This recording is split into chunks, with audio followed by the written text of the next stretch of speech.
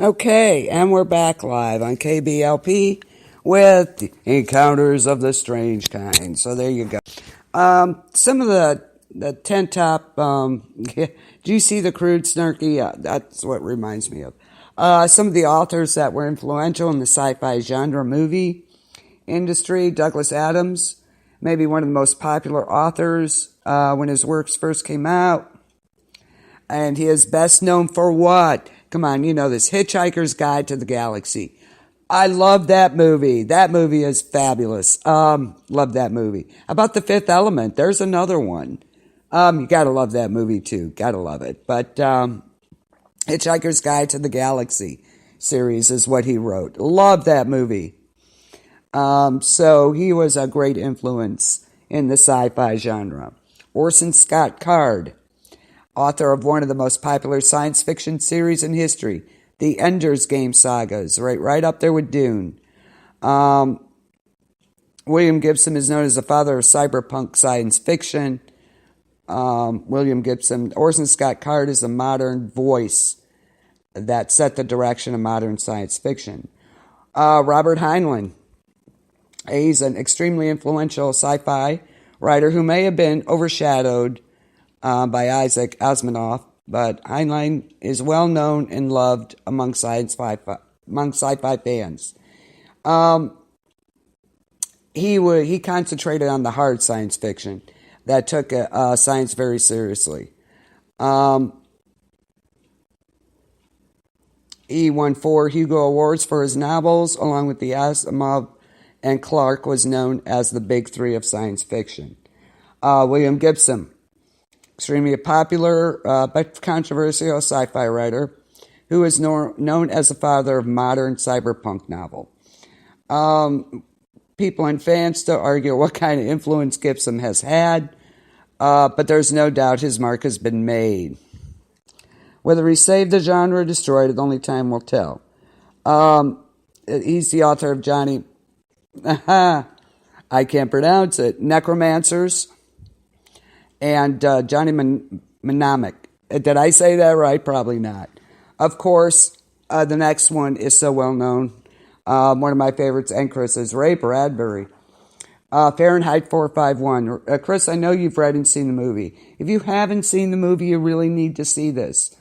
It was a staple of in school for a long time. Schools would show this movie. So it's one of the greatest dystopian science fiction novel of all time.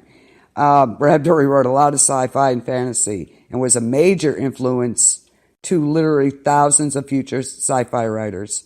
Not only was Fahrenheit 451 one of the best sci-fi novels of all time, but don't forget Something Wicked This Way Comes, Dandelion Wine, and The Martian Chronicles are all works that were amazing to make his career. And Bradbury was the author of all of them. He's great. Just fabulous. Frank Herbert, even before the Dune series was made for the Sci-Fi Channel, this series of books had a huge following that rivaled that of Lord of the Rings, if you can believe that. This great series took place over thousands of years and originally consisted of the novel Dune and 5 sequels. So, although other related novels have been published by his son since then, the series is amazingly wide range, often dealing with themes like human survival, evolution, ecology, and the intersection of religion, politics, and power. Dune is thought to be the single best-selling sci-fi novel of all time. Have you seen Dune or read it? Wow. The reading is deep, believe me. I love the series. I thought it was good. Arthur C. Clarke, considered one of the big three of sci-fi.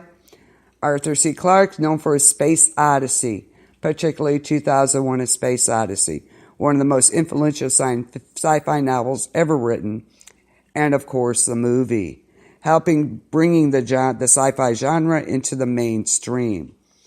He is also a longtime member of the H.G. Wells Society.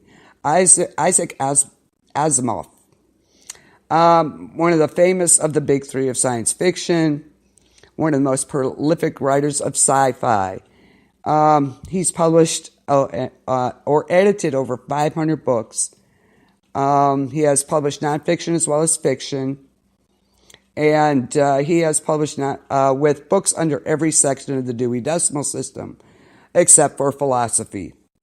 He is best known as a science and sci-fi writer whose Robot series and Foundation series laid the groundwork for most modern sci-fi. Jules Verne, of course. You can't forget Jules Verne. His writing made him the pioneer of sci-fi and one of the finest writers. He published his first sci-fi novel around the time H.G. Wells was born. Journey to the Center of the Earth, 20,000 Leagues Under the Sea, Around the World in 80 Days are classics that changed fictional literature and gave birth to what would become the sci-fi genre. Verne wrote incredibly detailed stories about space travel and submarines before any such travel was practical. He laid the foundation for the greatest, for arguably the greatest sci-fi writer ever. Yes, Jules Verne, you gotta love him. H.G. Wells, of course, is number one. He might be both the best and the most influential sci-fi writer ever. H.G. Wells' classics are still read and loved today. The Time Machine, considered by many to be the best sci-fi novel ever written. War of the Worlds, The Invisible Man, are not slouches either. Over a century after they're written, these books are still strong enough to be made into films. He set the bar for everyone else and laid the foundation to ensure sci-fi would be very alive and well into the 20th century and beyond. If you have not seen the original Time Machine, please do so. That movie, it was good. Very good. It's a classic. If you haven't seen it, seen it.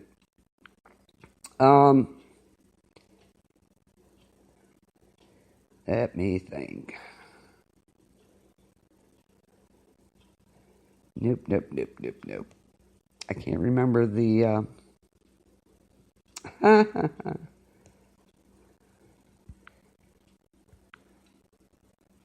the beings under the earth. I can't think of their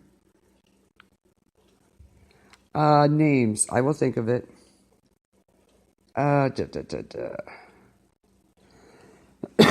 Excuse me.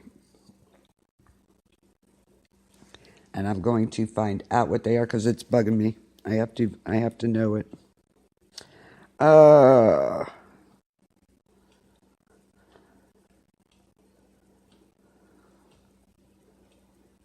Morlocks. The Morlocks. Gotta love the Morlocks. In one of the, that was one of the best scenes. And that was one of the first times in early movies where cannibalism was part of the movie. Interesting. H.G. Wells' The Time Machine. You need to see it. It was see the Morlocks. It was an awesome movie. So those are like the biggest influential writers for the sci-fi genre. You got to see some of these. They are classics. I loved Hitchhiker's Guide to the Galaxy. Did you guys not? That was one of the best films. I love that movie, really. Of course, Guardians of the Galaxy. How could you not love Guardians of the Galaxy 1 and 2? A great sci-fi for this day and age. So you have a lot of movies out there. Maybe you wouldn't consider sci-fi or whatever, but they are. And most of us have seen at least one or two. Ghost of Mars sticks in my mind. That is one of the best movies. I absolutely love that movie. And then you have Riddick, The Chronicles of Riddick. There's just so many out there that you don't even think of. So that's kind of the introduction to our encounters of the strange kind. So I hope you enjoyed some of it.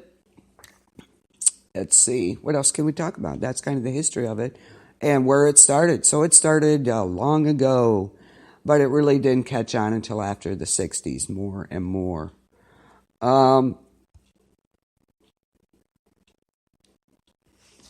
So, anybody else? Lise, what is, where'd everybody go? Okay.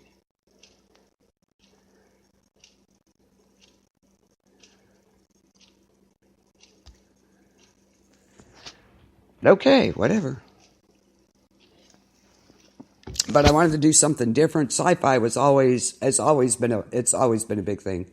Um, I mean, you wouldn't have the Sci-Fi Channel for one thing, obviously, but I just absolutely some of these movies are the best. Book of Eli is on now, as a matter of fact. Denzel Washington. That's a great post apocalyptic movie. That is really a good movie. So if you can watch it now, watch it. Go ahead. Great movie. Love the Book of Eli with Denzel Washington. So I have to say one of my favorite. I love the Time Machine too. So as an older movie, I think I'd have to go with the Time Machine and some of the shows. You had Battlestar Galactica was great. But I have to say Stargate SG-1 was my favorite sci-fi show. Absolutely. I could watch them again and again and again.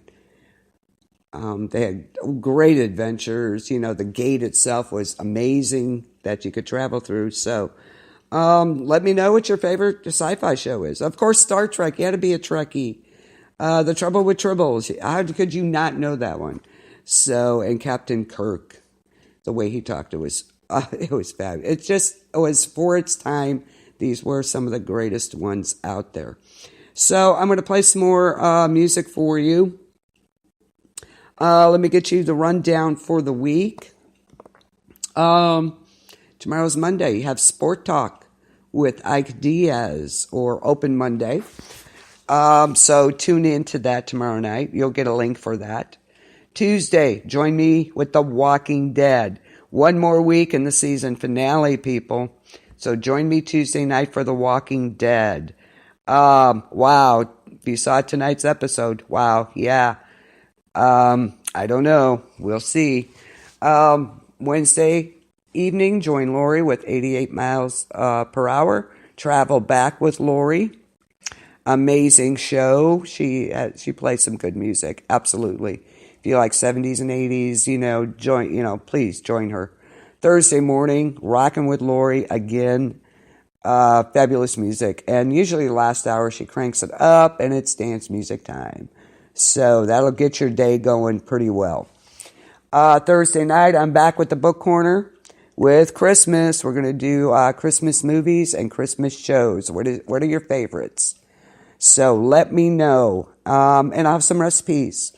So we're going to do Christmas shows and movies Thursday night about 9:30, 10. So join me then. After me, join Lolita with Lolita's Jam. Hip-hop music. If you haven't tuned in, please do.